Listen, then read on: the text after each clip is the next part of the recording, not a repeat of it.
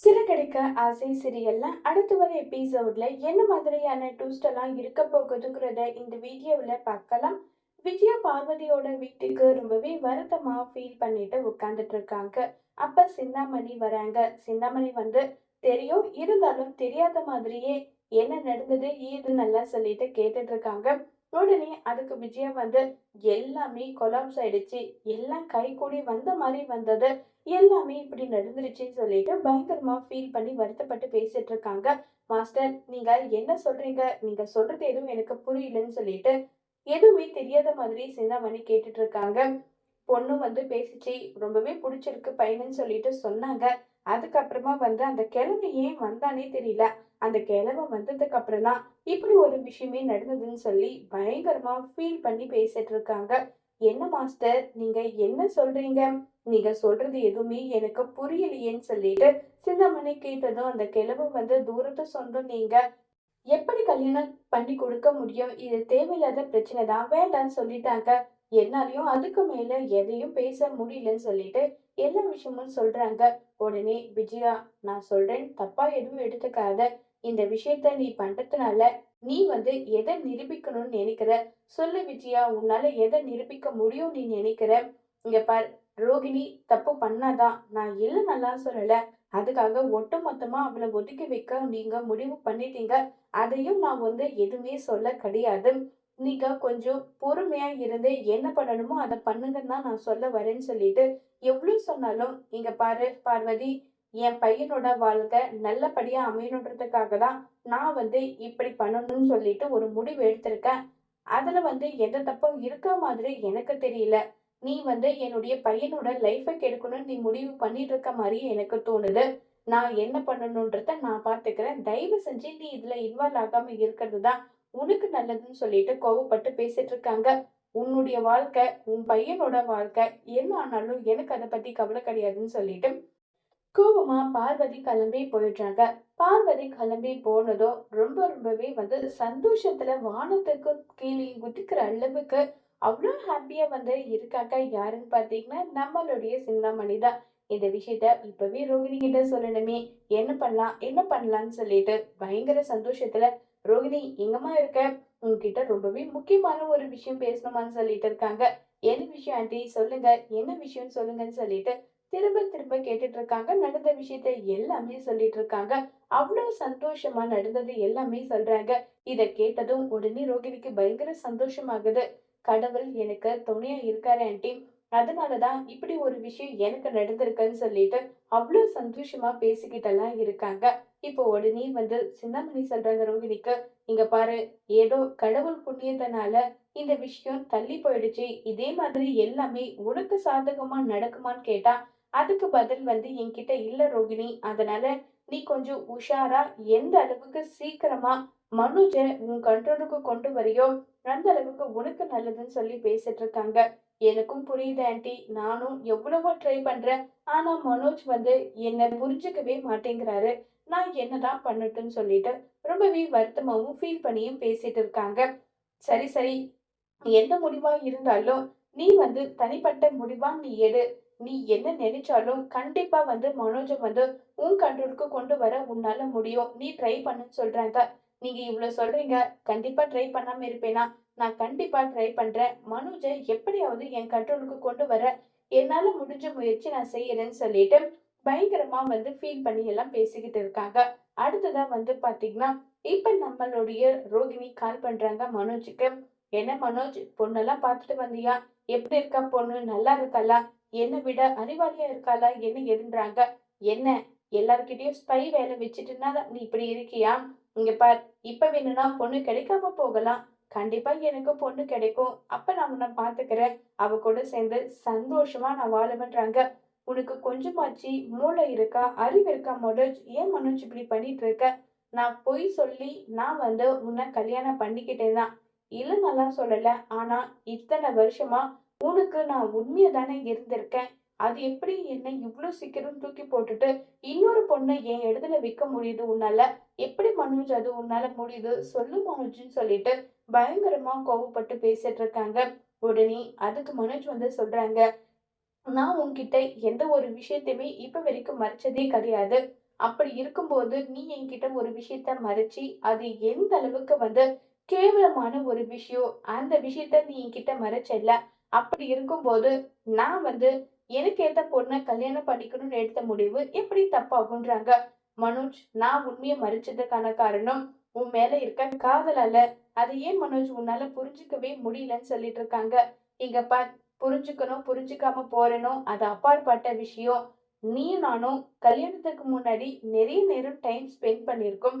At least அப்பவாது நீ இந்த விஷயத்த என்கிட்ட சொல்லியிருக்கணும். அதையும் விட்டுட்டு இப்படி எல்லா உண்மையும் வந்து நாங்கலாம் கண்டுபிடிச்சதுக்கு அப்புறம் அதுக்கான ஒரு பொய், கோர்ட்லயும் போய் இப்படி எல்லாம் சொல்லிட்டு இருந்தா உன் கூட வாழணுன்ற எண்ணம் எனக்கு எப்படி வரும்னு நினைக்கிற? எனக்கு கொஞ்சம் கூட ஒரு துளி கூட உன் கூட சேர்ந்து வாழணுன்ற எண்ணம், ஆசை இது எதுவுமே கிடையாது. அத முதல்ல நீ புரிஞ்சுக்கோன்னு சொல்லிட்டு பயங்கரமா மனோஜ் வந்து கோவப்படுறாங்க. சரி மனோஜ், நீ என்னெல்லாம் பேசணும்னு நினைக்கிறியோ பேசு. இது எல்லாம் யார் சொல்லிக் கொடுத்து நீ பேசுறன்றதும் எனக்கு தெரியாமலாம் ஒண்ணும் கிடையாது. எனக்கும் எல்லா விஷயமும் தெரியுது மனோஜ். நான் பார்த்துக்கிறேன்னு சொல்லிட்டு ரோகிணியும் கோவமா போனை கட் பண்ணிடுறாங்க. ச்சே, என்னடா வாழ்க்கை இதுன்னு சொல்லிட்டு மனோஜ் ஒரு பக்கம் ரொம்பவே கோவத்துல வந்து இருக்காங்க. அப்ப கரெக்டா முத்து அந்த இடத்துக்கு வராங்க. டேய் மனோஜ், என்னுடைய கூட வேலை பார்க்கறவனுக்கு ஏசி வேணுமா? கொஞ்சம் முன்ன பின்ன காச பார்த்து போட்டு எது ஒண்ணு குடுடான்றாங்க. டேய் என்ன அப்படி குடுனா ஃப்ரீயாவே குடுத்துடுவாங்களான்னு சொல்லிட்டு ஒரு மாதிரி கடுப்பா பேசுறாங்க. டேய் என்னடா ஆச்சு? ஏன்டா இப்படி பேசுற? என்ன ஆச்சு மனோஜ்ன்னு சொல்லிட்டு கேக்குறாங்க. எல்லாத்துக்கும் காரணம் அந்த ரோகிணி தான்டா. ரோகிணிக்கு எப்படிதான் விஷயம் தெரிஞ்சுச்சோ தெரியல. உடனே ஃபோன் பண்ணி என்ன கலாய்க்கிற மாதிரி பேசுறா. என்னால நிம்மதியாவே இருக்க முடியல. எனக்கு இந்த கல்யாணமே வேண்டாம். இந்த வாழ்க்கையே வேணாம். தூக்கி போட்டுடலாம் போல இருக்கு நல்லா சொல்லிட்டு கோவப்பட்டு வந்து பேசிட்டு இருக்காங்க. மனோஜே, கொஞ்சம் பொறுமை இரு. எடுத்தோம் கவுத்தோம்னு சொல்லிட்டு எந்த ஒரு விஷயத்தையும் பண்ண முடியாது. எல்லாத்துக்குமே நேரம் காலம்னு ஒண்ணு இருக்குடா.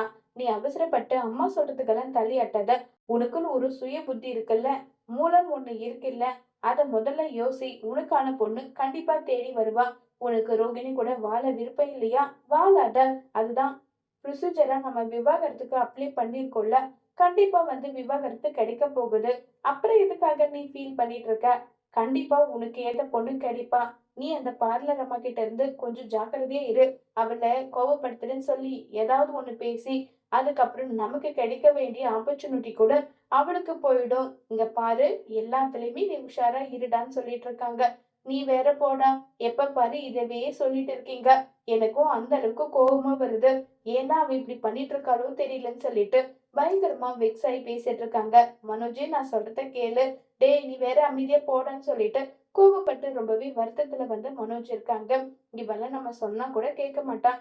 அனுபவிச்சதான் தெரியும்னு சொல்லிட்டு அங்கிருந்து கிளம்பி போயிடுறாங்க முத்து. அப்ப வந்து மீனா, "ஏங்க, நான் இன்னைக்கு அத்தைய கோவில்ல பார்த்தேன். ரொம்பவே வருத்தமா இருக்குங்க எனக்குன்றாங்க." "என்ன மீனா, திரும்பவும் உன்னை வந்து காயப்படுத்துற மாதிரி நடந்துக்கிட்டாங்களா அம்மான்றாங்க." "ஆமாங்க, எப்படி உங்களுக்கு தெரியும்? பின்ன என் அம்மா என்னைக்கு உன்கிட்ட நல்லபடியா பேசியிருக்கு? எனக்கு தெரியாதா உன்கிட்ட என் அம்மா எப்படி பேசுன்னு சொல்லிட்டு? அதை வச்சுதான் நானாவே கண்டுபிடிச்சேன்." "மீனா, இதுக்கெல்லாம் நீ ஏன் ஃபீல் பண்ணிட்டு இருக்க? என் அம்மா எப்படிப்பட்டவங்கன்றது உனக்கு நல்லா தெரியும். தெரிஞ்சுட்டு அவங்க பேசுறாங்கன்ற விஷயத்துக்காக நீ போய் ஃபீல் பண்ணிட்டு இருக்கியே, இத நினைக்கும் போதுதான் எனக்கு சிரிப்பா வருது." "ஆமாங்க, என் நிலைமை நினைச்சா உங்களுக்கு சிரிப்பும் வரும், எல்லாமே வரும். மனசுக்கு எந்த அளவுக்கு நான் வருத்தமா இருக்கேன்றதெல்லாம் உங்களுக்கு புரியாதுங்கன்னு" சொல்லி மீனா ஃபீல் பண்ணிட்டு இருக்காங்க. "இப்ப என்ன உனக்கு? நீ இப்பவே வீட்டுக்கு வா. உன்னை எதிர்த்து நான் உங்கள கூட்டிட்டு போறேன்றாங்க." "அதெல்லாம் ஒண்ணும் வேண்டாங்க. நீங்க வேற அமைதியா இருங்க. என்னுடைய முகத்த பார்த்தா மனோஜுக்கு நல்லது கூட நடக்காதுன்னு சொல்லிட்டு இருந்தாங்க. இப்ப நீங்க வேற நடந்த கல்யாணம் இப்படி ஆயிடுச்சுன்னு வேற சொல்றீங்க.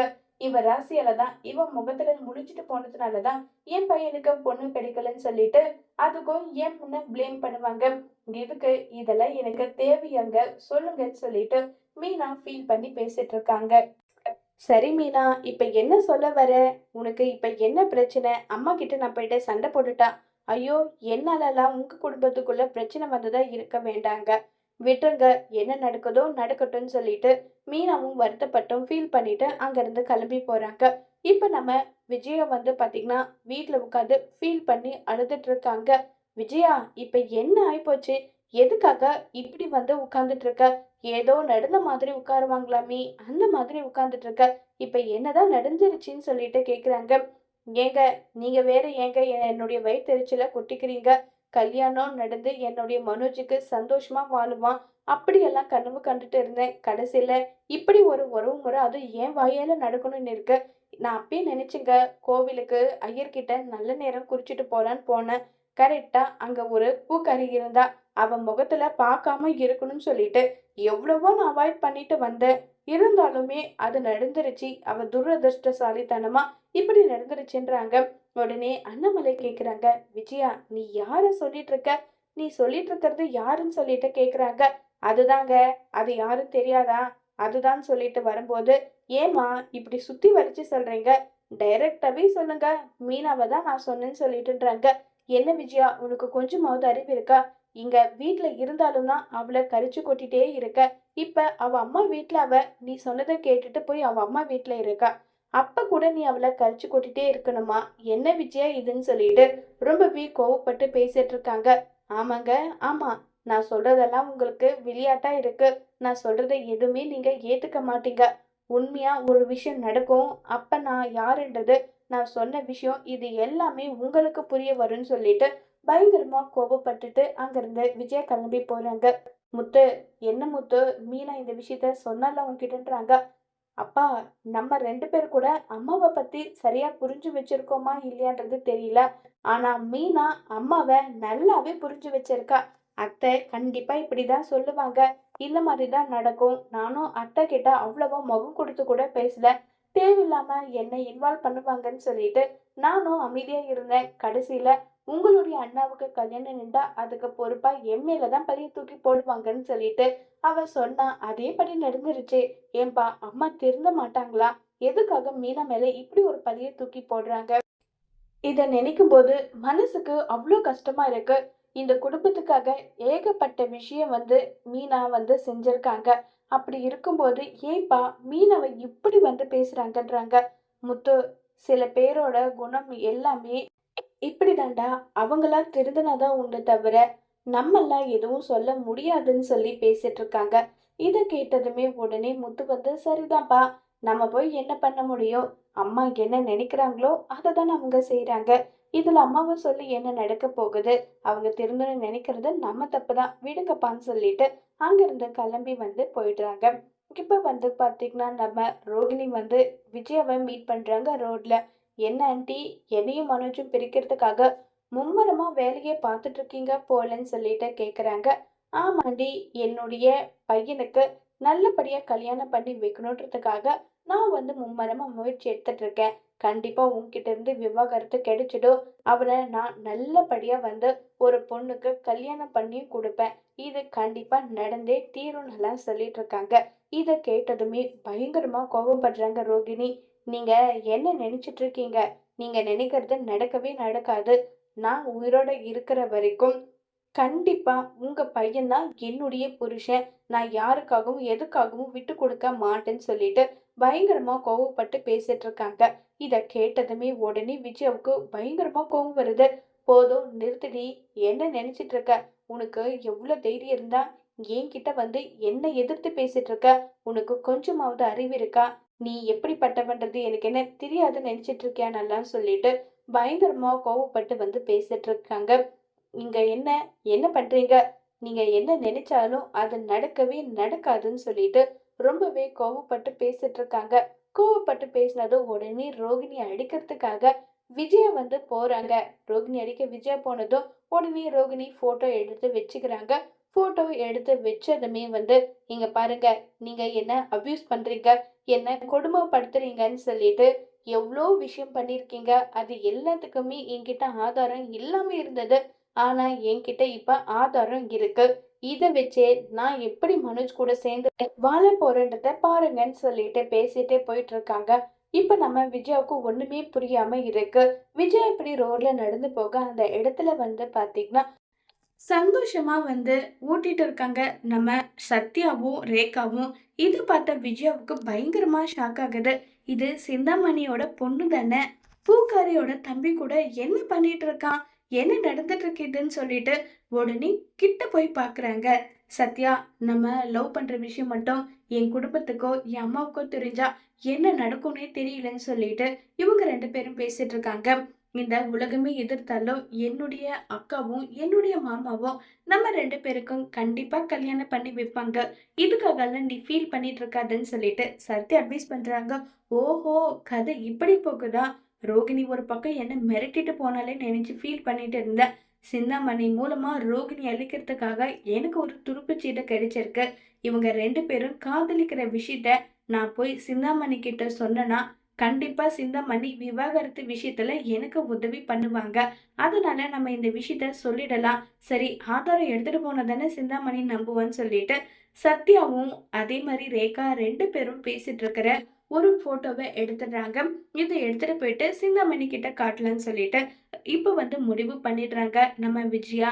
இப்ப விஜயா போயிட்டு சிந்தாமணி கிட்ட சத்யாவும் ரேகாவும் காதலிக்கிற விஷயத்த சொன்னா, சிந்தாமணியோட ரியாக்ஷன் என்னவா இருக்க போகுது? இப்ப சத்யா, ரேகாவோட கல்யாணத்த சிந்தாமணி எதிர்த்து நம்ம முத்துவும் மீனாவும் செஞ்சு வைப்பாங்களா? இதுக்கு பழி தீர்க்க சிந்தாமணி என்ன செய்ய போறாங்கங்கிறத வரப்போற எபிசோட்ல வெயிட் பண்ணி பார்க்கலாம். Thank you.